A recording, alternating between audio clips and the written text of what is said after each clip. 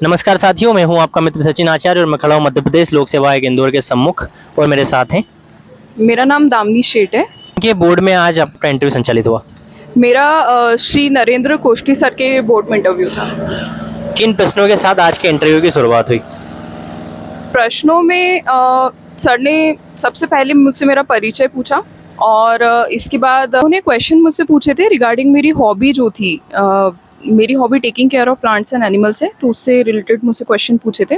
और इसके अलावा जो अभी चुनाव हुए हैं तो कितना प्रतिशत मतदान हुआ, विमेन विधायक कौन कौन रही है, और मेरा बुरहानपुर जो है वो जन्म स्थान रहा है, तो उससे रिलेटेड क्वेश्चन पूछे थे कि असरगढ़ क्यों फेमस है, उसे डोर टू डेकन क्यों कहा जाता है। एंड फॉरेंसिक साइंस से रिलेटेड भी क्वेश्चन थे कि आप सिविल सर्विसेज में क्यों आना चाहते हो, फॉरेंसिक भी अच्छी फील्ड है, आप उसी को परस्यू क्यों नहीं करते हो, आपने नेट क्यों किया, ये सारे क्वेश्चंस थे। आपकी स्ट्रीम फॉरेंसिक साइंस थी। किस सत्र में आपका ग्रेजुएशन पूरा हुआ था? सर मेरा पोस्ट ग्रेजुएशन हुआ है फॉरेंसिक साइंस में, तो वो मेरा 2018 में पूरा हुआ है। 2018 में आपका पीजी हुआ था और आपका यूजी कब कंप्लीट हुआ था? यूजी 2016 में।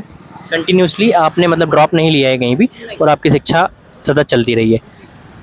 सिविल सेवा में आने का आपका जो निर्णय था वो कब था?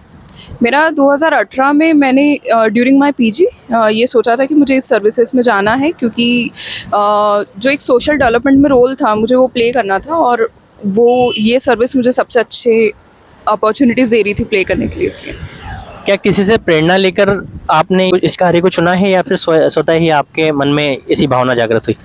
ये इसके लिए इंस्पिरेशन मैं जनरली मुझे खुद से ही आई है कि मुझे ये काम करना है, क्योंकि मेरा पहले से ही एक करियर को लेके एम था कि मैं ऐसी फील्ड में जाऊं जहाँ पे सोशल डेवलपमेंट में मेरा रोल हो, इसलिए। समाज सेवा के क्षेत्र में आप काम करना चाहती हैं, क्यों करना चाहती हैं? समाज सेवा के क्षेत्र में कार्य करने के पीछे मेरा जो एम है वो मुझे एनवायरनमेंट कंजर्वेशन के ऊपर कार्य करना है, और साथ ही लोगों में सोशल अवेयरनेस लानी है, ताकि जो भी हमारे सोसाइटी के इश्यूज़ हैं सर उन्हें हम अच्छे से सॉर्ट आउट कर पाएँ, उनके लिए सॉल्यूशंस निकाल पाएँ। आपने हॉबी बताई आपकी पशु और पौधों से जुड़ी हुई, दोनों ही प्रकृति के काफ़ी करीब हैं। अब आप भी अपने आप को प्रकृति के करीब मानती हैं? जी बिल्कुल, मैं मेरी हॉबी की वजह से डेफिनेटली प्लांट्स और एनिमल्स से मेरा एक क्लोज़ रिलेशन है। मैं उनके साथ समय व्यतीत करना मुझे अच्छा लगता है। आपका बर्थ प्लेस बुरहानपुर है, आप वर्तमान में इंदौर निवास कर रही हैं, इसके पीछे क्या कारण है? क्योंकि मेरी जो फैमिली है वो इंदौर में ही रहती है, तो इस वजह से मैं इंदौर में ही रहती हूँ। बुरहानपुर मेरी नानी का घर था जहाँ पे मेरा बर्थ हुआ था। आपका ननिहाल है बुरहानपुर। आपने बताया कि दक्षिण का प्रवेश द्वार कहते हैं असीरगढ़ को, क्यों कहते हैं? क्योंकि वो एक स्ट्रेटेजिक लोकेशन थी मुग़ल काल में, जहाँ से जो डेक्कन है वो काफ़ी एक्सेसिबल पार्ट था, तो इस वजह से।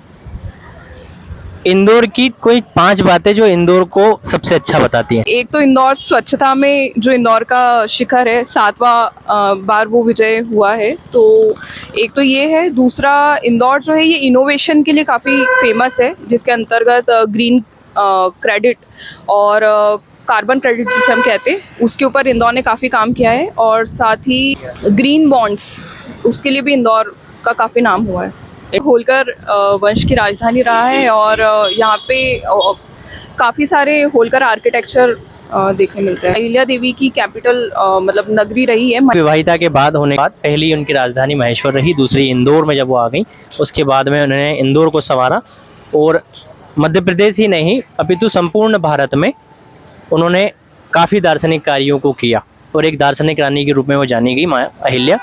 और उन्हीं की नगरी में आज मध्य प्रदेश लोक सेवा आयोग के सम्मुख आप खड़ी हैं, दूसरी बार आप यहाँ आई हैं, कैसा लगा आज आकर?